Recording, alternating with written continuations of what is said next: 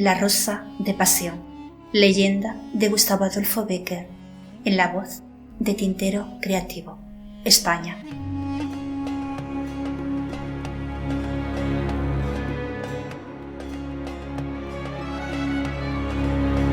Una tarde de verano y en un jardín de Toledo, me refirió esta singular historia una muchacha muy buena y muy bonita. Mientras me explicaba el misterio de su forma especial, besaba las hojas y los pistilos que iba arrancando, uno a uno, de la flor que da nombre a esta leyenda. Si yo la pudiera referir con el suave encanto y la tierna sencillez que tenía en su boca, os conmovería como a mí me conmovió la historia de la infeliz Sara. Ya que esto no es posible, ahí va lo que de esa piadosa tradición se me acuerda en este instante. En una de las callejas más oscuras y tortuosas de la ciudad imperial, empotrada y casi escondida entre la alta torre morisca de una antigua parroquia mozárabe y los sombríos y blasonados muros de una casa solariega, tenía hace muchos años su habitación, raquítica, tenebrosa y miserable como su dueño, un judío llamado Daniel Leví. Era este judío rencoroso y vengativo, y sobre todo engañador e hipócrita. Dueño, según los rumores del vulgo, de una inmensa fortuna, veíasele, no obstante, todo el día acurrucado en el sombrío portal de su vivienda, componiendo y aderezando cadenillas de metal, cintos viejos o guarniciones rotas, con los que traía un gran tráfico entre los truhanes de Socodover, las revendedoras del postigo y los escuderos pobres. Aborrecedor implacable de los cristianos y de cuanto a ellos pudiera pertenecer, jamás pasó junto a un caballero principal o a un canónigo de la primada, sin quitarse una y hasta 10.000 veces el mugriento bonetillo que cubría su cabeza, calva y amarillenta, ni acogió en su tenducho a uno de sus habituales parroquianos, sin agobiarlo a fuerza de humildes salutaciones acompañadas de aduladoras sonrisas. La sonrisa de Daniel había llegado a hacerse proverbial en Toledo, y su mansedumbre, a prueba de las jugarretas más pesadas y las burlas y rechiflas de sus vecinos, no conocían límites. Inútilmente, los muchachos, para desesperarlo, tiraban piedras a su tugurio. En vano, los pajarillos y hasta los hombres de armas del próximo palacio pretendían aburrirlo, llamándole con los nombres más injuriosos, o las viejas devotas de la feligresía se santiguaban al pasar por el umbral de su puerta, como si viesen al mismo Lucifer en persona. Daniel sonreía eternamente, con una sonrisa extraña e indescriptible. Sus labios delgados y hundidos se dilataban a la sombra de su nariz desmesurada y corva, como el pico de un aguilucho. Y aunque de sus ojos pequeños, redondos y casi ocultos, entre las espesas cejas, brotaba una chispa de mal reprimida cólera, seguía impasible, golpeando con su martillito de hierro el yunque donde aderezaba las 1000 baratijas mozas y, al parecer, sin aplicación alguna, de que se componía su tráfico. Sobre la puerta de la casucha del judío y dentro de su marco de azulejos de vivos colores, se adría un ajímez árabe, resto de las antiguas construcciones de los moros toledanos. Alrededor de las caladas franjas del argimez y enredándose por las columnillas de mármol que lo partía en 2 huecos iguales, subía desde el interior de la vivienda una de esas plantas trepadoras que se mecen verdes y llenas de savia y lozanía sobre los ennegrecidos muros de los edificios ruinosos. en la parte de la casa que recibía una dudosa luz por los estrechos vanos de aquel ajímez único, abierto en el musgoso y agrietado paredón de la calleja, habitaba Sara, la hija predilecta de Daniel. Cuando los vecinos del barrio pasaban por delante de la tienda del judío y veían por casualidad a Sara, tras las celosías de su ajímez morisco, y a Daniel acurrucado junto a su yunque, exclamaban en alta voz, admirados de las perfecciones de la hebrea: «Parece mentira que tan ruin tronco haya dado tan hermoso vástago». Porque, en efecto, Sara era un prodigio de belleza.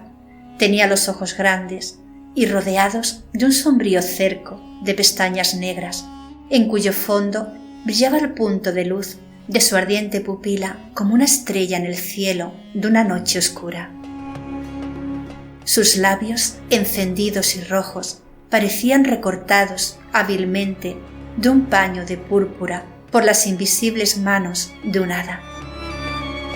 Su tez era blanca, pálida y transparente como el alabastro de la estatua de un sepulcro.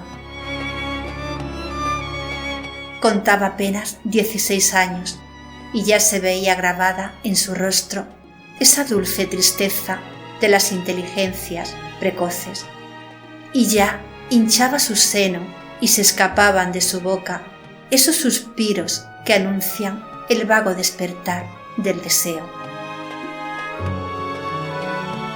Los judíos más poderosos de la ciudad, prendados de su maravillosa hermosura, la habían solicitado para esposa, pero la hebrea, insensible a los homenajes de sus adoradores y a los consejos de su padre, que instaba para que eligiese un compañero antes de quedar sola en el mundo, se mantenía encerrada en un profundo silencio, sin dar más razón de su extraña conducta que el capricho de permanecer libre.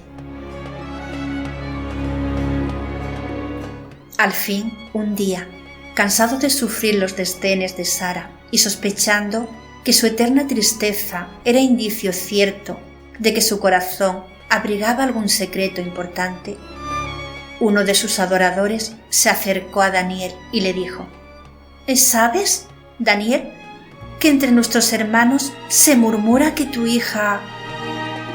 El judío levantó un instante los ojos de su yunque, suspendió su continuo martilleo y, sin mostrar la menor emoción, preguntó a su interpelante: «¿Y qué dicen de ella?» «Dicen», prosiguió su interlocutor, «dicen, qué sé yo, muchas cosas, entre ellas que tu hija está enamorada de un cristiano». Al llegar a este punto, el desdeñado amante de Sara se detuvo para ver el efecto que sus palabras hacían en Daniel. Daniel levantó de nuevo sus ojos, lo miró un rato fijamente, sin decir palabra, y, bajando otra vez la vista para seguir su interrumpida tarea, exclamó: «¿Y quién dice que eso no es una calumnia? ¿Quién los ha visto conversar más de una vez en esta misma calle, mientras tú asistes al culto Sanedrín de nuestro rabino?», insistió el joven hebreo, admirado de que sus sospechas primero y después sus afirmaciones no hiciesen mella en el ánimo de Daniel. Este, sin abandonar su ocupación, fija la mirada en el yunque, sobre el que, después de dejar a un lado el martillo, se ocupaba de bruñir el broche de metal de una guarnición con una pequeña lima, comenzó a hablar en voz baja y entrecortada, como si maquinalmente fuese repitiendo sus labios la idea que cruzaba por su mente. «Je, decía, riéndose de una manera extraña y diabólica, «con que a mi Sara, al orgullo de la tribu, al báculo en que se apoya mi vejez, piensa arrebatármela un perro cristiano. ¿Y vosotros creéis que lo hay?», continuaba, siempre hablando para sí y siempre riéndose, mientras la lima chirriaba cada vez con más fuerza, mordiendo el metal con sus dientes de acero. «Jeje, pobre Daniel», dirán los míos, «ya chochea. ¿Para qué quiere ese viejo moribundo y decrépito esa hija tan hermosa y tan joven, si no sabe guardarla de los codiciosos ojos de nuestros enemigos? ¡Je! ¿Crees tú, por ventura, que Daniel duerme? ¿Crees tú, por ventura, que si mi hija tiene un amante, que bien pudiera ser, y ese amante es cristiano y procura seducirla y la seduce, que todo es posible, y proyecta huir con ella, que también es fácil, y huye mañana, por ejemplo, lo cual cabe dentro del humano? ¿Crees tú que Daniel se dejará arrebatar su tesoro? ¿Crees tú que no sabrá vengarse? Pero, exclamó interrumpiéndole el joven, ¿sabéis acaso? Sé, dijo Daniel, levantándose y dándole un golpecito en la espalda. Sé más que tú, que nada sabes ni nada sabrías si no hubiese llegado la hora de decirlo todo. Adiós. Avisa a nuestros hermanos para que cuanto antes se reúnan. Esta noche, dentro de unas 2 horas, yo estaré con ellos. Adiós.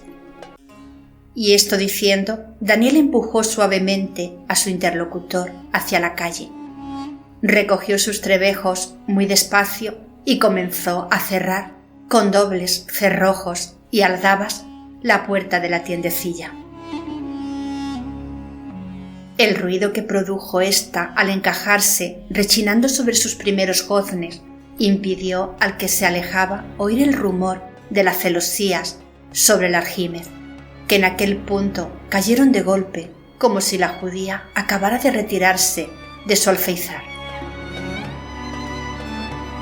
Era noche de Viernes Santo y los habitantes de Toledo, después de haber asistido a las tinieblas en su magnífica catedral, acababan de entregarse al sueño o referían al amor de la lumbre con cejas parecidas a las del Cristo de la Luz, que, robado por unos judíos, dejó un rastro de sangre por el cual se descubrió el crimen, o la historia del Santo Niño de la Guardia, en quien los implacables enemigos de nuestra fe renovaron la cruel pasión de Jesús.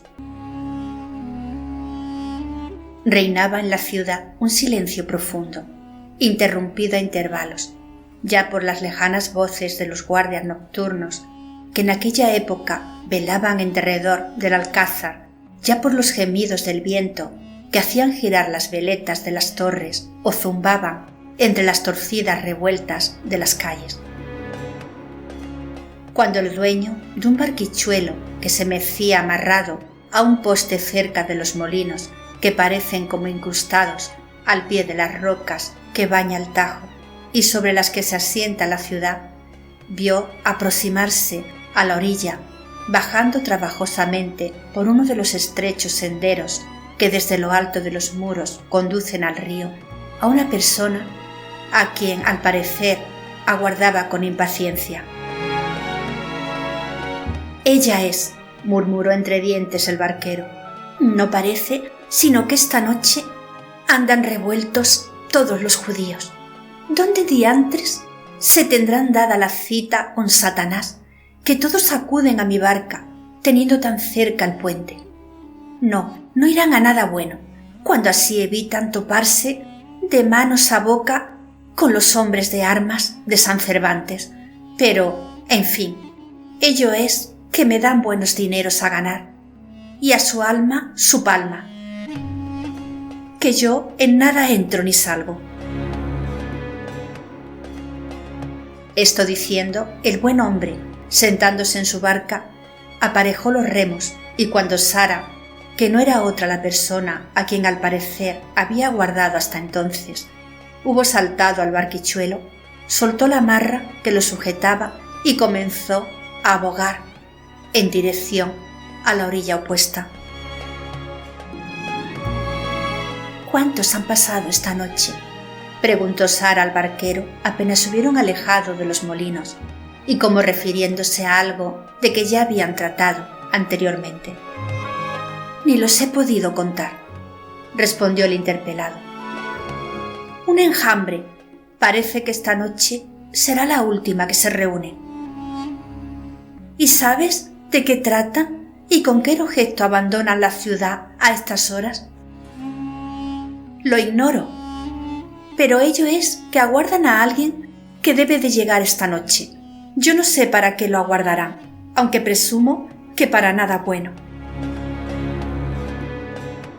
Desde este breve diálogo, Sara se mantuvo algunos instantes sumida en un profundo silencio y como tratando de ordenar sus ideas. «No hay duda», pensaba entre sí, «mi padre ha sorprendido nuestro amor y prepara alguna venganza horrible. Es preciso que yo sepa dónde van, qué hacen, qué intentan. Un momento de vacilación podría perderlo». Cuando Sara se puso un instante en pie y como para alejar las horribles dudas que la preocupaban, se pasó la mano por la frente, que la angustia había cubierto de un sudor glacial, la barca tocaba a la orilla opuesta. «¡Buen hombre!», exclamó la hermosa hebrea, arrojando algunas monedas a su conductor y señalando un camino estrecho y tortuoso que subía serpenteando por entre las rocas. «¿Es ese el camino que siguen?». «Ese es, y cuando llegan a la cabeza del moro, desaparecen por la izquierda. Después, el diablo y ellos sabrán a dónde se dirigen», respondió el barquero. Sara se alejó en la dirección que éste le había indicado. Durante algunos minutos se la vio aparecer y desaparecer alternativamente entre aquel oscuro laberinto de rocas oscuras y cortadas a picos después. Y cuando hubo llegado a la cima llamada la cabeza del moro, su negra silueta se dibujó un instante sobre el fondo azul del cielo y, por último, desapareció entre las sombras de la noche. Siguiendo el camino donde hoy se encuentra la pintoresca ermita de la Virgen del Valle, y como a 2 tiros de ballesta del Picacho que el vulgo conoce en Toledo por la cabeza del moro, existían aún en aquella época los ruinosos restos de una iglesia bizantina anterior a la conquista de los árabes. En el antrio, que dibujaba algunos pedruscos diseminados por el suelo, crecían zarzales y hierbas parásitas, entre las que yacía medio ocultas ya el destrozado capitel de una columna, ya un sillar groseramente esculpido, con hojas entrelazadas, endriagos horribles o grotescas o informes figuras humanas. Del templo solo quedaban en pie los muros laterales y algunos arcos rotos ya y cubiertos de hiedra. Sara, a quien parecía guiar un sobrenatural presentimiento, al llegar al punto que le había señalado su conductor, vaciló algunos instantes, indecisa acerca del camino que debía seguir, pero, por último, se dirigió con paso firme y resuelto hacia las abandonadas ruinas de la iglesia. En efecto, su instinto no la había engañado. Daniel, que ya no sonreía. Daniel, que no era ya el viejo débil y humilde, sino que, antes bien, respirando cólera de sus pequeños y redondos ojos, parecía animado del espíritu de la venganza, rodeado de una multitud como él, ávida de saciar su sed de odio en uno de los enemigos de su religión. Estaba allí y parecía multiplicarse, dando órdenes a los unos, animando en el trabajo a los otros, disponiendo, en fin, con una horrible solicitud, los aprestos necesarios para la consumación de la espantosa obra que había estado meditando días y días, mientras golpeaba impasible el yunque de su cabacha de Toledo.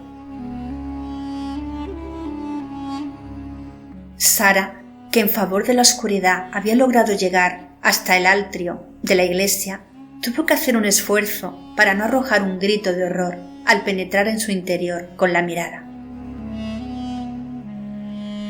Al rojizo resplandor de una fogata que proyectaba las sombras de aquel círculo infernal en los muros del templo, había creído ver que algunos hacían esfuerzos por levantar en alto una pesada cruz, mientras otros tejían una corona con las ramas de los zarzales o afilaban sobre una piedra las puntas de enormes clavos de hierro. Una idea espantosa cruzó por su mente. Recordó que a los de su raza los habían acusado más de una vez de misteriosos crímenes. Recordó vagamente la aterradora historia del niño crucificado, que ella hasta entonces había creído una grosera calumnia inventada por el vulgo para apostrofar y zaherir a los hebreos. Pero ya no le cabía duda alguna. Allí, delante de sus ojos, estaban aquellos horribles instrumentos de martirio, y los feroces verdugos solo aguardaban a la víctima. Sara, llena de una santa indignación, rebosando en generosa ira y animada de esa fe inquebrantable en el verdadero Dios que su amante le había revelado, no pudo contenerse a la vista de aquel espectáculo y, rompiendo por entre la maleza que la ocultaba, presentóse de improviso en el umbral del templo. Al verla aparecer, los judíos arrojaron un grito de sorpresa y Daniel, dando un paso hacia su hija, en ademán amenazante, le preguntó con voz ronca: «¿Qué buscas aquí, desdichada?»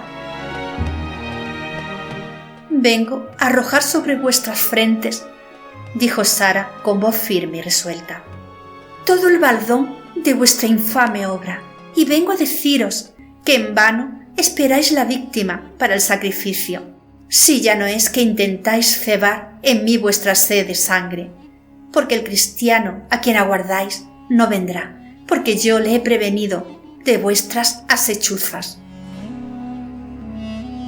«¡Sara!», exclamó el judío, rugiendo de cólera. «¡Sara! Eso no es verdad. Tú no puedes habernos hecho traición hasta el punto de revelar nuestros misteriosos ritos. Y si es verdad que lo has revelado, tú no eres mi hija». «No, ya no lo soy. He encontrado otro padre. Un padre todo amor para los suyos. Un padre a quien vosotros clavasteis en una afrentosa cruz y que murió en ella por redimiros, abriéndonos para una eternidad las puertas del cielo. No, ya no soy vuestra hija, porque soy cristiana y me avergüenzo de mi origen». Al oír estas palabras, pronunciadas con esa enérgica entereza que sólo pone el cielo en boca de los mártires, Daniel, ciego de furor, se arrojó sobre la hermosa hebrea y derribándola en tierra y asiéndola por los cabellos, la arrastró como poseído de un espíritu infernal hasta el pie de la cruz, que parecía abrir sus descarnados brazos para recibirla, exclamando al dirigirse a los que lo rodeaban: «Ahí os la entrego, haced vosotros justicia de esa infame que ha vendido su honra, su religión y a sus hermanos». Al día siguiente, cuando las campanas de la catedral asordaban los aires tocando a gloria y los honrados vecinos de Toledo se entretenían en tirar ballestazos a los judas de paja, ni más ni menos que como todavía lo hacen en algunas de nuestras poblaciones, Daniel abrió la puerta de su tenducho, como tenía por costumbre, y con su eterna sonrisa en los labios comenzó a saludar a los que pasaban, sin dejar por eso de golpear en el yunque con su martillito de hierro. Pero las celosías del morisco Ajímez de Sara no volvieron a abrirse, ni nadie vio más a la hermosa hebrea recostada en su alféizar de azulejos de colores. Cuenta que algunos años después un pastor trajo al arzobispo una flor hasta entonces nunca vista, en la cual se veían figurados todos los atributos del martirio del Salvador del mundo. Flor extraña y misteriosa que había crecido y enredado sus tallos por entre los ruinosos muros de una derruida iglesia.